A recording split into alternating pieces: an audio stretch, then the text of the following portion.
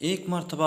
ہمارے حضرت ڈاکٹر عبدالحی صاحب رحمۃ اللہ علیہ نے ارشاد فرمایا، جب تم کسی مشکل اور پریشانی میں ہو تو اس وقت درود شریف کثرت سے پڑھا کرو۔ پھر اس کی وجہ بیان کرتے ہوئے فرمایا، میرے ذوق میں ایک بات آتی ہے، وہ یہ کہ حدیث شریف میں آتا ہے حضور اقدس صلی اللہ علیہ وسلم کا امتی جب بھی حضور پاک صلی اللہ علیہ وسلم پر درود شریف بھیجتا ہے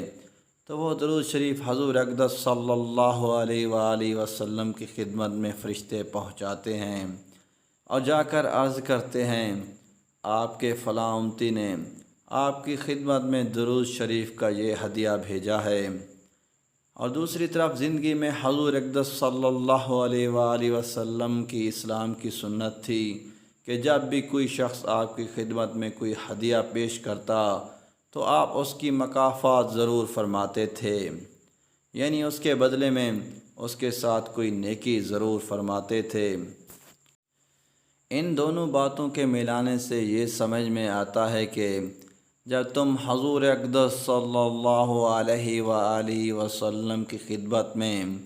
درود شریف بھیجو گے تو یہ ممکن نہیں کہ سرکار دو عالم صلی اللہ علیہ وآلہ وسلم اس کا بدلہ نہ دیں، بلکہ ضرور بدلہ دیں گے، اور وہ بدلہ یہ ہوگا کہ آپ اس امتی کے حق میں دعا کریں گے، اے اللہ، یہ میرا امتی جو مجھ پر درود شریف بھیج رہا ہے وہ فلاں مشکل اور پریشانی میں مبتلا ہے، اے اللہ اس کی مشکل دور فرما دیجئے۔ تو اس کی دعا کی برکت سے انشاءاللہ اللہ تعالیٰ تمہیں اس مشکل سے نجات عطا فرمائیں گے۔ اس لیے جب بھی کوئی پریشانی آئے تو اس وقت حضور اقدس صلی اللہ علیہ وآلہ وسلم پر